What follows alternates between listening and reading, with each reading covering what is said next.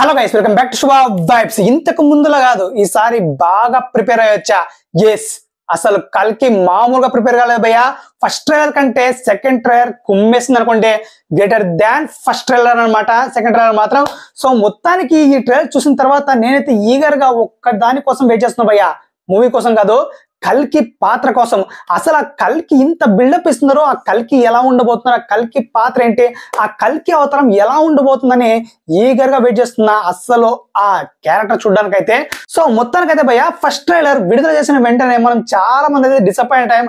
అబ్బే, ఊహించినంత రేంజ్ లో లేదు భయ్య, విజువల్స్ కూడా అంతగా ఆకట్టుకోలేదేమో అనిపించింది. బట్ సెకండ్ ట్రైలర్ ఎప్పుడైతే రిలీజ్ అయిందో రియల్లీ విజువల్ ట్రీట్ అని చెప్పాలి. ఇది మాత్రం ఎక్కడికో వెళ్ళిపోతుంది భయ్య, హాలీవుడ్ స్టాండర్డ్ సెట్ చేస్తున్నాం అనిపిస్తుంది. ఆ రేంజ్ విజువల్ అయితే కనబడుతుంది ఇందులో అయితే. అసలు ఎక్కడ కూడా ప్రభాస్ కనపడుతుంటే మాత్రమే మనకి ఒక తెలుగు సినిమా అనిపిస్తుంది, కానీ నాకైతే ఇది ఎక్కడ కూడా ఒక తెలుగు సినిమా లాగా అస్సలు కనపడలేదు. ప్రతి చోట కూడా హాలీవుడ్ లెవెల్ బిఎఫ్ఎక్స్ నే అస్సలు మామూలుగా టార్గెట్ చేసి పెట్టలేదు. సో మొత్తానికైతే ఎక్కడ చూసినా అదే ఎఫెక్ట్ కనపడుతుంది.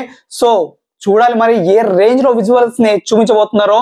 ట్రైలర్ లోనే ఒక రేంజ్ లో చూపించాడు నాగశ్విన్, మాత్రం ఇక సినిమా మొత్తం ఏ రేంజ్ లో చూపించాడో చూడాలి మరి. అంటే మెయిన్ గా అశ్వత్థామ అండ్ ప్రభాస్ కి మధ్య జరిగే ఫైట్ సీన్స్ మాత్రం కిర్రాక్ గా ఉండబోతున్నాయి. అండ్ సెకండ్ హైలైట్ వచ్చేసి మన కమల్ హాసన్ గారి క్యారెక్టరైజేషన్ భయ్య. అసలు ఆయన ఫేస్ అయితే రివీల్ కావట్లేదు.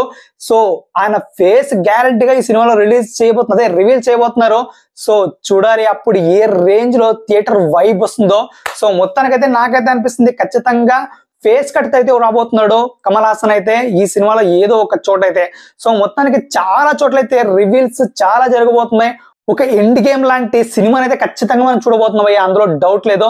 సో నేనైతే ఈగర్ గా వెయిట్ చేస్తున్నా. అండ్ విజువల్స్ కానీ అండ్ క్యారెక్టరైజేషన్స్ కానీ అండ్ బుజ్జి లాస్ట్ లో ఒక్క డైలాగ్ ఉంటుంది భయ్య ప్రభాస్ దే. ఆ డైలాగ్ మాత్రం కిర్రాక్ గా, నాకు తెలిసి ఈ ట్రైలర్ అంతా ఎలివేట్ కావడానికి ఆ డైలాగే కారణం అనిపిస్తుంది నాకైతే. సో మీకేమనిపిస్తుందో తప్పకుండా మన కాంట్రోల్ తెలియచేయండి భయ్య.